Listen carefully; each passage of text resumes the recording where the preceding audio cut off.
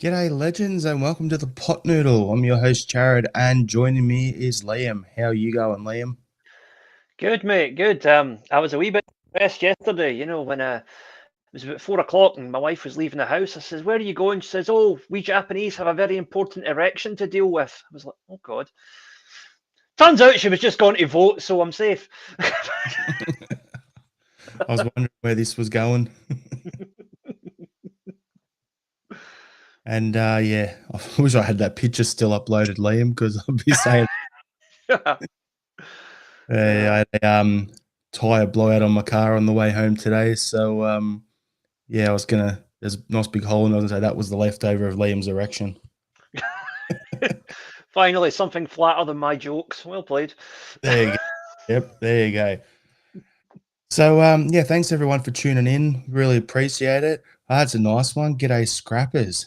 You beauty. Gotta love it. Haven't heard that in a while. G'day McLaughlin as well. Thanks for tuning in. Yeah, just have a bit of a few pullouts here tonight on the pod. Johnny's crook. Shane's busy work, so it's just me and Liam and the chaos that will ensue. So we'll try and get through that first 5 minutes so YouTube don't like disown us, and then Then I yeah, can break out my new T-shirt.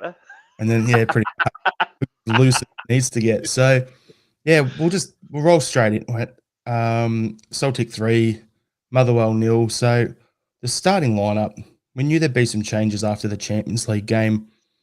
So our starting lineup was Casper in goals, Vaya on the left, Johnson on the right, and then Scales and Trusty in the middle. So I thought maybe we'd rotate one of those two centre backs out, but no big deal. Middle of the park, Tade, Bernardo, and McCowan comes in. No CalMac. He was out injured with an adductor injury, so better off just giving him a break, which is good to see.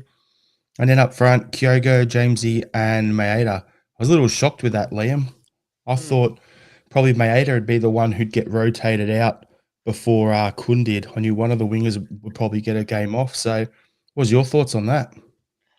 Well, in fairness, I think Dyson's the last guy in the team that would ask for a rest. But You know, no, I mean, it could have been either or, really, I think. But Motherwell are quite a physical team, as we saw towards the end of the game yesterday. So I think having Dyson there for that wee bit extra dig, as well as the extra pace, was probably the right call. just to clatter him a bit, yeah. Plus, he looks a bit menacing if he shaved his head. Yeah. So, smell the glove, Liam, is saying you're losing weight with your excellent charity walking. Oh, don't worry, mate. I'll soon find it again. But no, cheers. Thank you. It's aye, we've well, we as a team, I think we've excelled past our fundraising goals, haven't we? We've done very Absolutely well. smashed what the goal was. Like last year, we made I think it was like 1,200 or something like that as a group, and there was more of us walking, and there was one guy in it, Steve Smith, who did a really long walk, and everyone back got on him. So of that 1,200, I think like 2/3 of it was him. So the fact that Steve wasn't doing it this year, we all had to step it up, and yeah, it was all going well. Like I've already clocked up my 150 Ks. Shane, I think's done his. Dan's done his, and Liam's absolutely slaughtering the rest of us. So yeah, we're doing our part, raising funds for mental health and suicide prevention over here in Australia with the Black Dog Institute. So happy to be part of the 1 Foot Forward charity fundraiser yet again for the second year running. So great job, everyone, and thanks to everyone who has donated, contributed, and all the guys on our team getting out there and doing it along with everyone else who's doing it as well. Must admit, I'm glad for a break now, though. My feet haven't been this sore since I ran away from P Diddy's house. Hey, was that was that when he couldn't find the baby oil or what? Sorry, I should say limped away. Uh, wouldn't just be CalMac with a sore adductor muscle, Liam. That's all I've got to say. No, no. Yeah. So yeah, we'll get back into that. So with the starting lineup, I thought it was good, some good rotation there off the back of the Champions League. We had yeah, as we said, CalMac was out injured. There was three other guys got rotated out. So top of my head, it was Kun, it was Engels, and who was the other one? Oh, yeah, Eh, CalMac was out, so there's the three of them. That's right. your man that scored, McCowan. He, oh, yeah, McCowan. Yeah, he came in. Yeah. So yeah, it was a bit of an interesting one. But when I was looking at the lineups pre-game, I was a little shocked after all. I haven't paid too much attention to Motherwell so far this season. I know they've got the Aussie striker, the Aussie Greek boy, Mm, Postus Tamalopoulos. I know they got him. mm. Yep, I actually got it right. There you go. That's my souvlaki order, everyone. Had to say I'm it. pretty sure I ordered one of them one time when I was drunk in Zante, but there you go. And I didn't realise that they also had another one there. They got Johnny Katrumpus is there. So there you go. There's a couple of them, a couple of Aussies over there now. So yeah, interesting to see that that happened. Was not aware that there was two of them at Motherwell. So it's good to see a lot of the Aussie players coming up through Scotland, getting a game, and so on. So yeah, happy with that. I thought overall first half, Liam. We'll just roll straight into our first half chat. I think this is going to be a relatively short pod, but yeah, first half. Um, I think it was early on. Lennon Miller was the star of the show. Mm. Absolutely dominating the middle. Hit the crossbar. I think it was him that hit the crossbar, wasn't it? And the post. This is him that hit the Yep. bars twice. Aye. Yep. And That boy then, looks a player. yeah, unfortunately, it looks like once his contract's up and he's going to move on, he wants to go overseas. He wants to go to Italy or something like that. So he's not going to. Everyone's saying, "Oh, Celtic should get him. Rangers should get him. Whatever." It's not going to happen. He's going to go play in Serie A or Spain or something like that. I reckon he'd suit one of those two leagues better than anything else. But yeah, it asks the question, and I know they're talking about it on Axum a little bit as well, but the pathway that he has had, having left Celtic as a 14-year-old to go to Motherwell to actually play regular football at his age, you can look at him going, okay, what is he, 17, 18 years old? I can't remember exactly how old he is, Liam. I think he's 17 or 18, one of those two. And he's got 50 odd games under him already, and he's doing performances at that level. And then you compare that to our guys like Daniel Kelly, for instance, who's gone to Motherwell and played 70 odd minutes down there. Not Motherwell, gone to Millwall, sorry, and he's played 70 odd minutes. That's it. So realistically, he's gone on. Leonard Miller's made a good pathway for himself and done it, and we're missing out with our players at our club if we can't get a pathway to develop them along. But that's a whole nother story for another podcast, which we've discussed and we'll probably go into it another time. But I thought he was the best player on the pitch for a good 15, 20 minutes there. And Yeah, then yeah, he was excellent. and then we started to get on top in this as the second half wore along, and yeah, we went from there. So, what was your thoughts on the first half? I thought that, credit to Motherwell from the start. They came out and had a go and made a game of it. And, they could easily have been 2-0 up in that first 15 minutes. But we slowly settled into it. We showed our class and we were in control from about probably 20, 25 minutes onwards. When the goal came, there was a feeling of inevitability about it. Yeah, I just think we were good. There was no sign of the European hangover, which is something I was quite worried about because, I mean, you could argue players would be more energised by the fact that we got a good result in midweek rather than the doing that we got the previous week. But on the other hand, I think that game in Atlanta would have been very, very tiring, especially for the defence. So it was good to see that we came through that and we still look pretty fresh by the end. Yeah, the other thing as well with like the defense, like I had no problem keeping the same lineup across the back. It made sense. Vaya's been playing well, looks a player. And then you've got Trusty and Scales are starting to build that partnership. The more I see them play together, the more I'm like, okay, cool. We have 3 starting quality centre backs at the club now for domestic football at least, in CCV, Trusty, and Scales. So that's a good thing for us to have. We haven't had that in a long time. And as I said on previous pods, I don't ever want us going back to the point where look who we've got to have to put there. We're going to have to put the equivalent of Near Biton at centre back for a Champions League game. I don't want that. So the fact that we are playing the way we are and we've got 3 quality centre backs is good. And then on top of that, AJ gets given the skipper's band and gets out there and good old captain's knock as far as I'm concerned. I thought he played pretty well as well. So Yeah, well, I thought I'll let you talk about the goal, Liam. Yeah, first goal was absolute class. Really was. Brilliant run. And it's one of them, just all it takes is a couple of wee touches in the right direction. And when it opens up, you take the shot and bang, goal. Beautiful, beautiful goal. Really, really good for good for his confidence as much as just the goal itself. And yeah, I was really, really pleased to see that go in. It's funny talking about McGowan because he's one of those ones where when he was signed, there was like a small minority of fans that were like, "Oh, he's going to be good for us."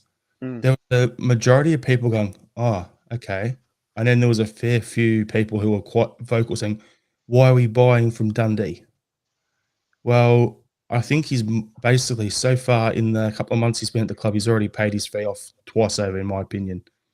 I think he's come in, he gets the club, having grown up as a fan, the performance level, we don't lose anything when he comes on, and he can step right into a number of roles. So he gives us that versatility. yeah. I'm going to say it, we finally found the replacement for Aaron Moy.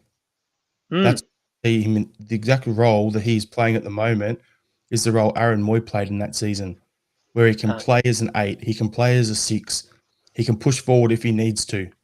So I'm absolutely wrapped with the performance we're getting from him.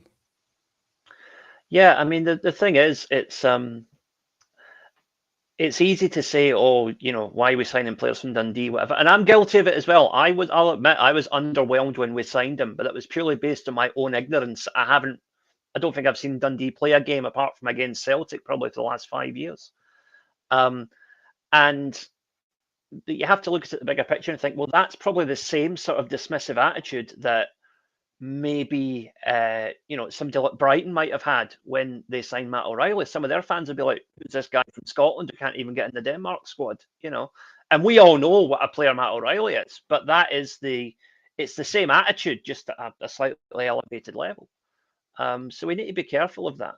Um, Quite a few people outside of who didn't know that Japanese football were saying the same thing about Kyogo and Dyson when we signed them, and it's understandable because if you don't watch the J League, you're not going to be aware of who these guys were. The funny thing is, Liam, about the Japanese boys, I only knew them for two reasons. One, you were banging on about them for a good 12 months before we were even linked with them in the media. Yeah. And two, because the A-League clubs over here playing the Asian Champions League against the Japanese teams, that's how I was aware of them. So my Mm, only time I had seen Kyogo play before that, before he came to us, was in an Asian Champions League game for Vissel mm, Kobe. So, yeah, it's funny how it all works. But I think as a fan base, we're too quick to judge some players sometimes. And the fact that McCowan's pathway to the first team at Celtic is a long and arduous journey where he's gone off, he's played through the lower leagues the majority of his career, and then he's in the top flight for 2 seasons, if that, and then he's made his move to Celtic, his dream move, and now he's making the most of it. It's something that, you could write a story about that. And it yeah. also shows that players can develop at different paces in much the same way the Bricky developed later for us than a lot of other players have. He went on loan, had a couple of bad loan moves, come back and did well for us. And even a guy like Ryan Christie, where we signed him as a 19-year-old, but then he went away on loan for 2 years and filled out and came back and he contributed. So it's good to see that there's pathways for players within Scottish football to go away, go develop, and then make their move and actually make an impact. Yeah. You know, this is an idea that's been burning away in my head for about a week now, and That's feel dangerous. free to shoot me down in the comments, but I'm just going to say it. I know various rules would need to change for it to happen, but I would love to see Celtic buy Inverness Cali Thistle. See if we could just buy Inverness Cali Thistle, keep it as Inverness Cali Thistle, but put our development players into that team. The Championship is a great level for up and coming young players. There'll be a decent crowd watching them every week. It's tough physical football. It's competitive. There's a good 7 or 8 teams every year have a chance of winning that league. There's very few leagues in Europe can say that. I would I, love to see Celtic take that, take that initiative. But again, I think there's various rules that would stop us from doing that, unfortunately. Technically, we can't do it, but what I'd love is if we were to go, Remember the years ago, I think it was Dortmund was going to the wall and Bayern gave him money, or the other way around to keep him up. Mm. I'd love it if we just go, what's out? How much did we earn for the Bratislava game in the Champions League? Like £4 million or something like that. There you go. There's your debt paid off. There's all your money for the rest of the season. We'll help you out because it's what's right for Scottish football. That Aye, would and and that here's a few players for free in the meantime as well. and then exactly. And then all right, we've got these players that we need on loan to get games into them. How about you take Stephen Welsh? How about you take this player or a few of our youth players? What's the young kid that played in the off season? Was it Turley? He's nowhere near our midfield this season because of his age and everything, but a good up and coming prospect.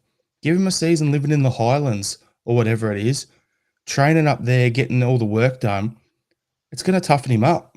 And as you want to make it back down here, you'll appreciate more what you've got at Celtic if you go up there and see what some of these other clubs are doing, what these other players are doing to become professional footballers.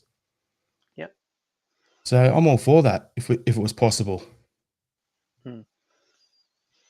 So what I'll do I'll just go through the comments quickly here, and then we'll go back to the game there, Liam. So, like where we're talking about, Andrew's saying about the game, very routine win in the end, dominated possession as usual, created enough chances. Yep. Their chances came early on, is what Andrew's saying.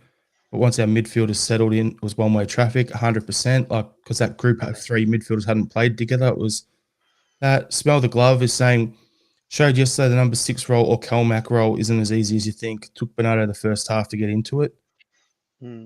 Yep, I would agree with that. But then I did name the episode No CalMac, No Worries, just tongue-in-cheek. Michael Ross is saying, I don't see CalMac as a 6, to be honest, especially in Europe. Aye. I always think he's better in a more attacking sense. Where we were talking about the youth pathway, Andrew's saying it proves that Celtic is not the place for young players to develop. They are better off elsewhere. We'll buy them when they're ready. Yeah, that's the sad reality of it. Yeah. Yep. And then we've got Andrew's also saying McCowan had a few shots before he scored, which is good to see. He's not shy, I'll tell you that much. Yeah. And then here's one for you. Michael Ross, what happened to the two lads that went to Bayern Munich? One of them's at Queen's Park. The other one's in the reserves at Bayern still. Yeah, they've got, well, again, as I was saying with the Inverness Cali idea, I think Bayern have a team that are in the second or third tier of the Bundesliga, which is their B team. So I'd imagine that's probably where he's playing. So in Spain, their B teams are allowed to play to the league below what they're in. So if you're in the La Liga, you can be in the second division. Yeah. The same in Belgium and the same in Holland. In Germany, it's 2 divisions lower. So if you're in the Bundesliga, you can only play in the third tier. So not the second, so down 2 divisions. So that's where they play there. And that's why they've got such a good loan culture and development culture over there in terms of you come from the 19s, which is pretty much that team, plays in the third tier. Then you go and loan in the second tier. And then you come back and it's like, all right, are you going to go on more loans? Are you going to be sold or are they going to progress you up to the first team? Aye, that's the way it should be. A player from New Zealand who went to Bayern years ago, Sarpreet Singh, he went across to Bayern. He was absolutely kicking all the arse with Wellington in the A-League, doing really well. I thought he was a bit of a diver, but anyway, he went over there, toughened up a bit, did well in the youth. They put him out into the second tier, did well, got a move, and now he's a regular first-team player in the second tier in German football. So it shows how it works. What do we got here? So Andrew Glue saying McCowan is likely happy to be at Celtic and not a bloke looking to use this as a way to get to England, especially coming in at the age he is, Andrew. Like, he's 26 years old. He's signed a 4-year deal. That'll get him to 30. So realistically, this is his chance to get in, make it in and play some Champions League football and everything else. So, yeah, it's a good idea. Smell the gloves saying buy Linfield. That will go down well.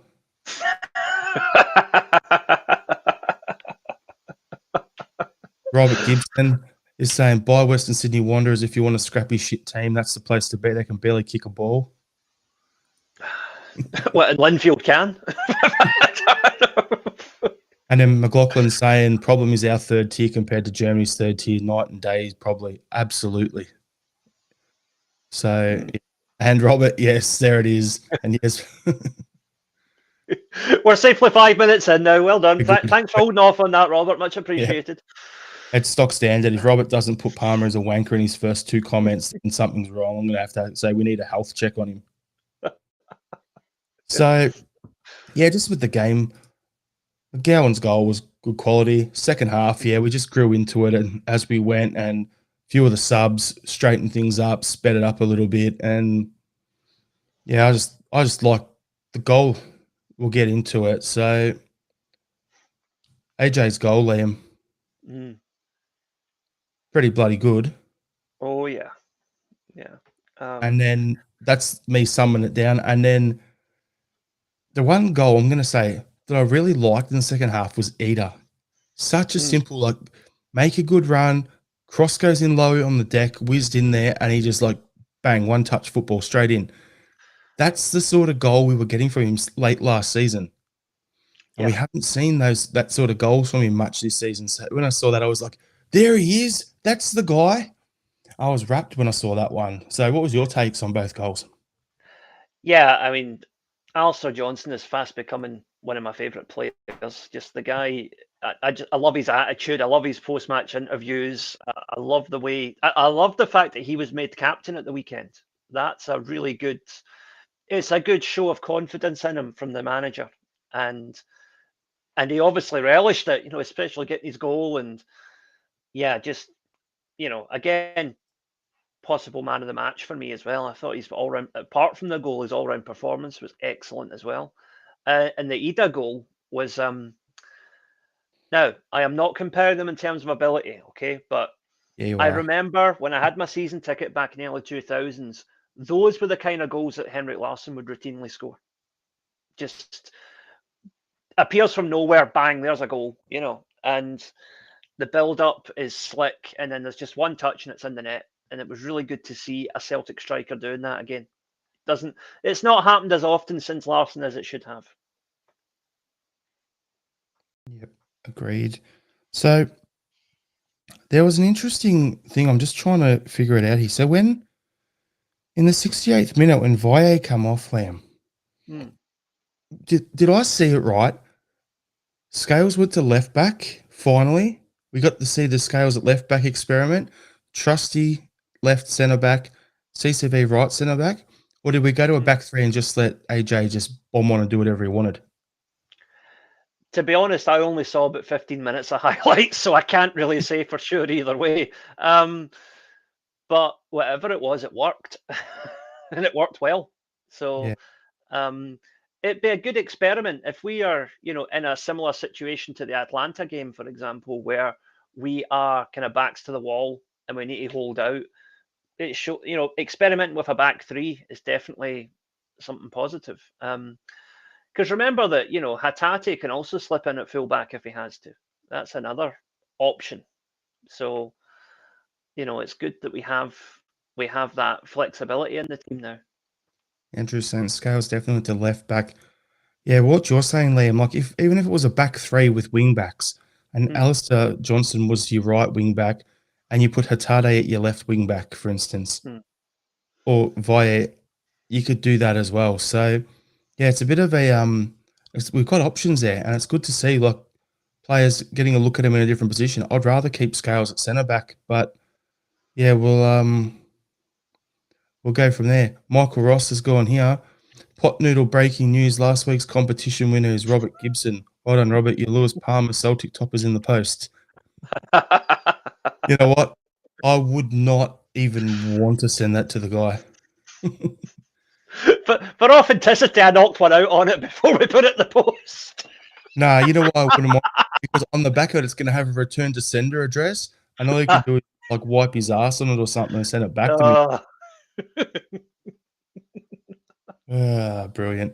So, yeah, I think overall both the goals were good finishes, good team build up in the second half. And Kaiser's saying Mater at left wing back. Now that is something I'd like to see. That'd be crazy. Yeah, so Mahesh is saying Scales played left back with Ange Ball. And his attack contribution per 90 was better than Taylor. He wouldn't have got that many 90 minutes under Ange, I would have thought, though. And as Smell the Glove was saying, for a moment I thought we're going to a back three, but Scales went to left back. Brendan saying Greg Taylor signed this or buy. Aye. Is he healthy enough? Is that what it is? Yeah. But last thing I want to say about the defence is this. Alistair Johnson, natural skipper, 100%. Yes. Like we're lucky. Like it's going to sound funny. We have a team with a lot of natural leaders. We've had that the last few years, right? So it was you had CalMac, you had Joe Hart when he came in. You needed that. Before that, you had Bruni, you had CalMac, you had Lustig. So we've always had 3 or 4 natural leaders. You look at the team at the moment, and I would say we have that. I'd say we've got probably 4, 5 natural leaders in the team at the moment. Like it's guys who you say, "Come on, let's get it done." And realistically, McCowan was a captain before we signed him. Yep. CalMac, CCV, Johnson, Casper, all of them have captain material. So it's actually really good to see. And then even the Bricky, I would put him in the same boat. He may not be the most talented, but he'd run through the wall for you if you had to, or he'd clatter someone if you had to. So we've got plenty of leaders like that. So for me, yeah, it's good to see. It's good thing for us to just rotate that around. So, Liam, any controversial moments you want to touch on? The small matter of the penalty kick, which was not given. Now, here's the thing, right? If you're not given the penalty, then you're saying that Maeda deliberately handled the ball. In which case, it's either it doesn't make sense, because if you're saying he deliberately handled the ball, you're saying that his hand was in an unnatural position. Now, 9 times out of 10, if you're running through on goal and someone clicks your heels, your hands are going to go out as you fall. I highly doubt that even Maeda's got the reactions to reach out and slap the ball into the net as he's falling from being tackled. So I mean, to me, it was a penalty, or it should have just been allowed to stand as a goal, because his hands were not. He wasn't like deliberately reaching out to try and handle the ball. It was his own momentum that put him there. And why would he dive when he's got an empty net in front of him? It doesn't make sense. Well, Liam, it's pretty simple, mate. He's not Palmer. He's not trying to deliberately handle the ball. So, it's I don't know. That was a tough one. Like, I look at it, and every time you look at it, you think that's definitely a penalty. Hmm. You hear former referees and other people who are referees talking penalty. But the whole thing about VAR in Scotland is absolute joke. Like, the key thing of what it's there for is clear and obvious error. Was that a clear and obvious error, in your opinion, Liam? No, it wasn't. And that's the same thing for me. I think it's a penalty, but I can't see.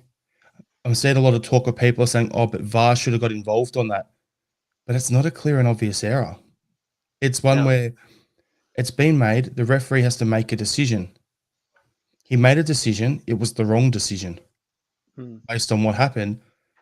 But it's not clear and obvious because it could have easily gone the other way to what he did call anyway.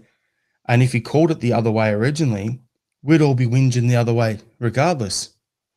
People would be talking about the other. So no matter what he did, he was damned if he did, damned if he didn't. So I just look at it and go, it's a tough one for the referee. I still think it was a penalty. Yeah. Yeah, it was a penalty. But like you say, is there enough of a uncertainty to go to VAR? And maybe not. But again, to me, if it's a goal, it should be automatically VAR checked. Yeah, they get reviewed anyway. Yeah. So it's just bad refereeing at the end of the day. It's a wrong call, and VAR or not, it should have been a goal or a penalty. End of story. Yep. So bring up some comments here. McLaughlin saying the refs shocking and the VAR officials are worse. And then he follows up with, you only have to look at St Mirren's goal and pen claim yesterday to see the agenda here. Although, in fairness, I thought the Huns should have had a penalty in that game as well. So, yeah, I'll take your word for it. uh, Kaiser's saying the goal should have stood. And then we've got Michael Ross is saying should have been a red card and a goal. Red card, a goal, and a penalty. I think it's a whole double jeopardy that they say now. You get that's a whole night. That's a whole night out at Ibrox there. thing missing is a cuddle from your sister, and you're at Ibrox, Liam. Aye. And saying there was a penalty. Bloke put his arm across his chin and took him down. Yep. Smell the glove. I want to see what that prick Dermot Gallagher say about the Maida incident on Ref Watch. What have we got here? Kaiser, is the ref making a mistake and not the clear and obvious error? Come on, they're going to look after the certain handshakes and stuff like that. Guys, you're never getting the lodge with that kind of pattern, mate. Price will go burn down a lodge, mate, if you tell him to. Shit, this is the guy who put his address in the comment section in a previous podcast, wanting me to send him one of our flags so he could go and break in at Ibrox and put it in the middle of their pitch. That says Graham Souness style. I've gotten that, Kaiser. So smell the glove is saying Alan Muir on VAR, so hardly a shock. Yeah. So at the end of the day, like you had that situation, that controversial moment, and then the other one, like the red card at the end. The fact that he gave a yellow originally is the problem. Like that one, clear and obvious when he gave a yellow that he got the call so quickly and went to the monitor, saw it was a red, and was like, bang, see you later. So VAR worked in that situation, but in the other one it didn't. So it's actually a crapshoot. I don't know if it's going to work or not. The problem is with VAR right now, in Scotland we're doing it half-arsed. Either do it properly or don't bother. It's just, it's not. You look at the English Premier League, and I know they've got hundreds of times more money than we have, but it's embarrassing that they can do it in 30 seconds and 99 times out of 100 it's the right call, whereas we do it. It takes 10 minutes and we still get it wrong. Yeah. The fact that we're playing to like 99, 100 minutes most games is a joke. Yeah. Question for you here with what Heavy Vibes are saying. Is anyone keeping track of who the refs and the VAR name just to see if Willie Collum demotes them for a wrong call? I think the answer to that will probably be somewhere on Kerrydale Street. Yeah. I'm sure someone's doing it. Yeah, I'm afraid that I would have to rhyme off that famous quote from Frasier about the electron tunneling microscope. Look it up on YouTube if you don't get what I'm talking about. Oh, did not even think of that. Smell the glove. I was saying about like the clear and obvious yellow to the red. Smell the glove saying Muir on VAR got the Motherwell defender upgraded to red, so he misses the Hun semi-final. I know that you mention it. I'd not even thought of that. Even when they're supposedly helping Celtic, they're still helping out the other mob. Yeah. It would not surprise me. So, Liam, we'll just finish the game chat here. Who was your man of the match? For me, pretty simple. Captain Fantastic, Alistair Johnson. Yeah, I would second that. Yeah, Alistair Johnson. And a very close second was McGowan. Aye.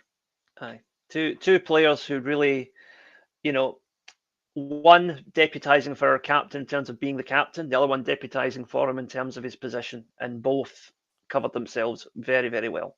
So excellent. When I was talking about natural leaders in the squad as well before, Liam, there was one I missed out, and I saw it in the comments before. Smell the glove. Said it here. Bernardo, Portuguese under 21 skipper. Completely forgot one. So there's another one. So we've got heaps of them.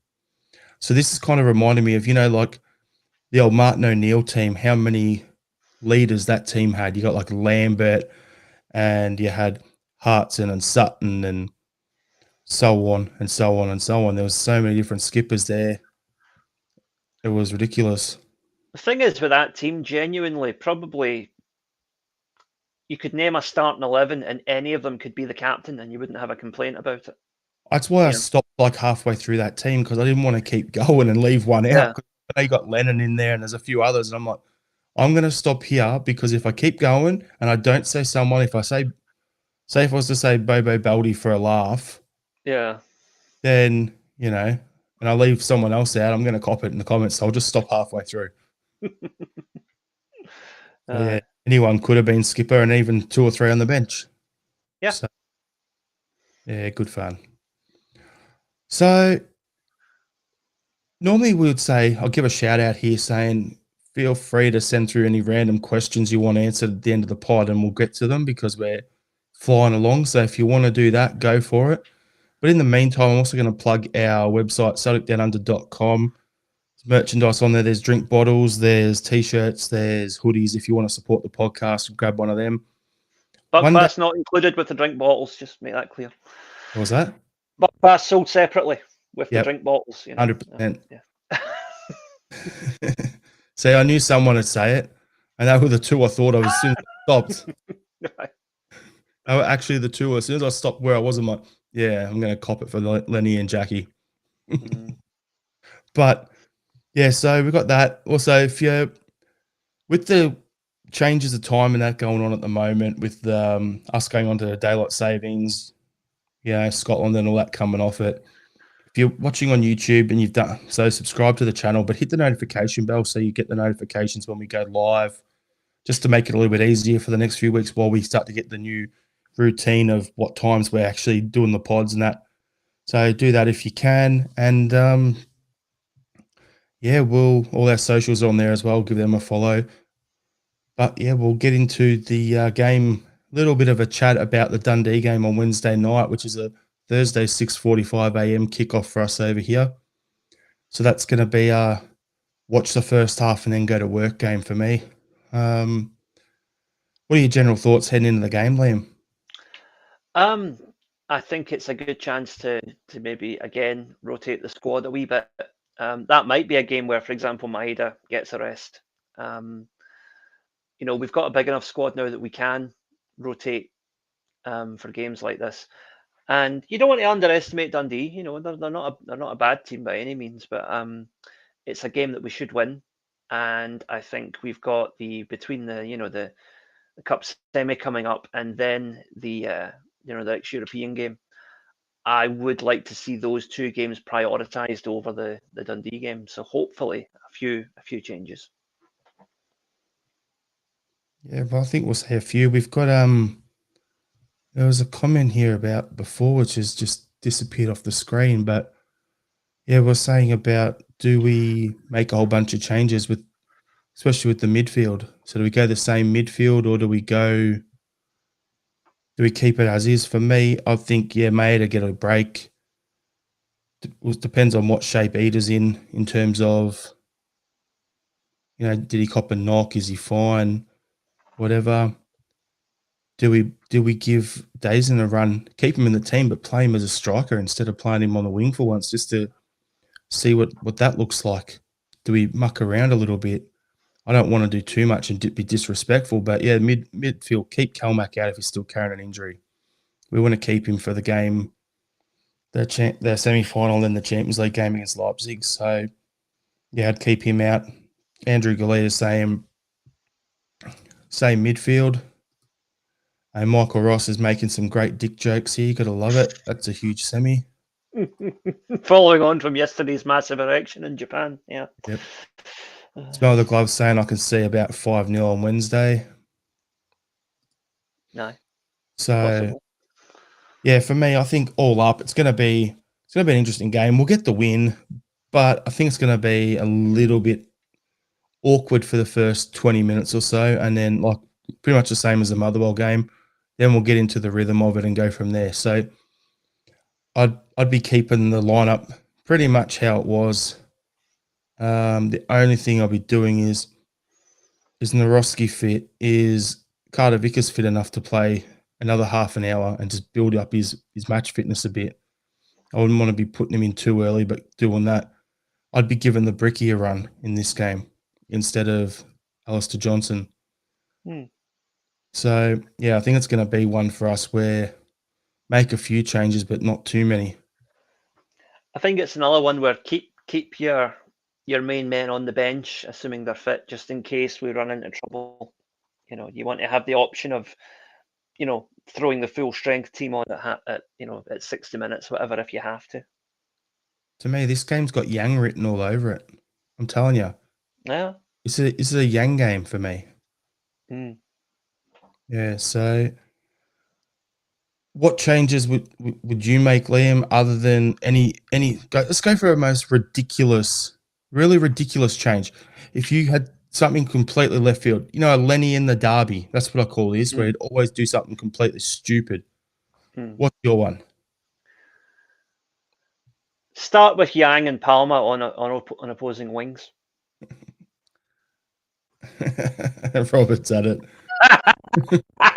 Right on cue. Boom. Love it. Michael Ross is talking about huge semis, and Robert's talking about Palmer's fluffer. This is quite awkward. Oh dear. It's out of control. Maybe I should have wore that new T-shirt after all. So, yeah, for me, I think the most ridiculous thing I can come up with would be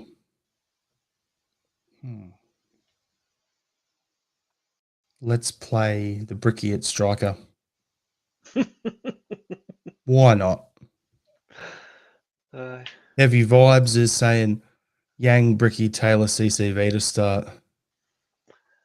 First three, yes. CCV, I wouldn't risk it unless he's 100%. Yep. And then Smell the Glove saying, I really want Kun fresh for that Hampton pitch. Yep. Aye.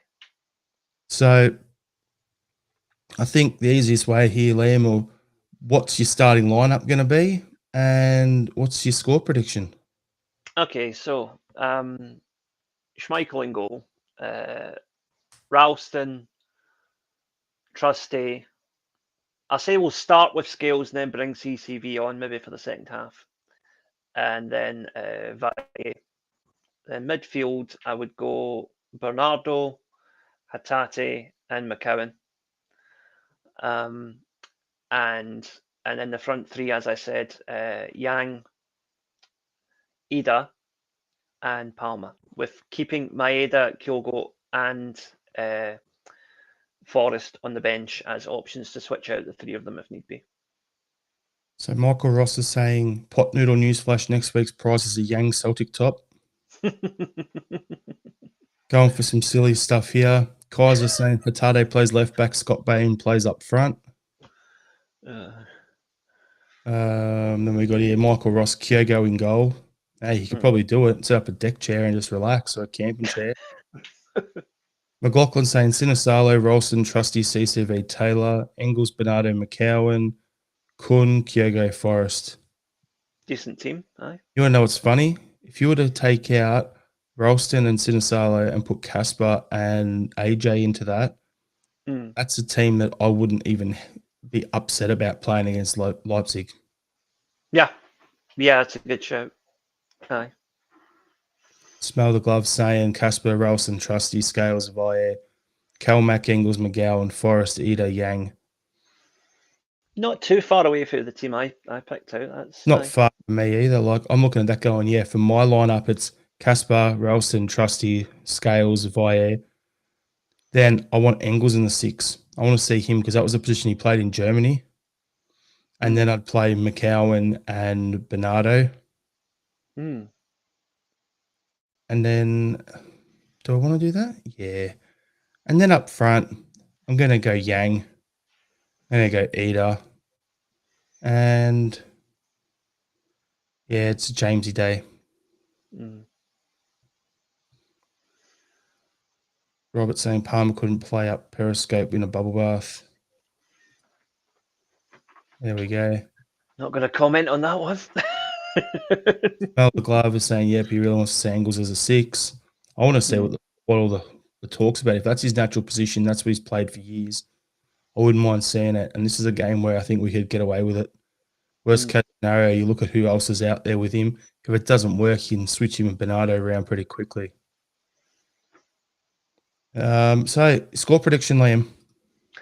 I'm going to say same as yesterday, 3-0. I will go 4-0, just to be different to you, Liam. I was actually going to go 3-0, but yeah, 4-0. And goal scorers, Liam, who will they be? Ida will get 2, Yang will get 1, and Trusty with a header. I was going to say the Ginger Baresi will get the opener. Hmm. The Scales will get that one. The Bricky's going to score at some point. And then Yang's going to score a double. I've just realised I said 4 goal scorers when I said 3-0. Sorry, guys, math isn't my strong point. The math ain't mathin', mate. Ugh. So Robert Gibson saying 3-1. McLaughlin saying 6-0. Michael Ross is saying 4-0. Kaiser's cutting sick here, going 7-0. Smell the glove, Hawaii 5-0. And then McLaughlin saying Kuntu, Kyogo, McGowan, Bernardo, Hatate off the bench at the end. Nice. So yeah, I think we'll start to wrap the pod up there. Thanks to everyone for tuning in. Really appreciate the support as usual. Before we end the pod, hit the like button on the video, share it around any social media, and yeah, if you haven't subscribed to the YouTube channel or the podcast, please do so. We really appreciate it. Liam, go to you for your final thought. I would just say, guys, be careful when you're looking for friends online. A friend of mine the other day said, got a message from somebody saying I'm 8.5 inches, and he said, "Sorry, I'm not interested in dating midgets."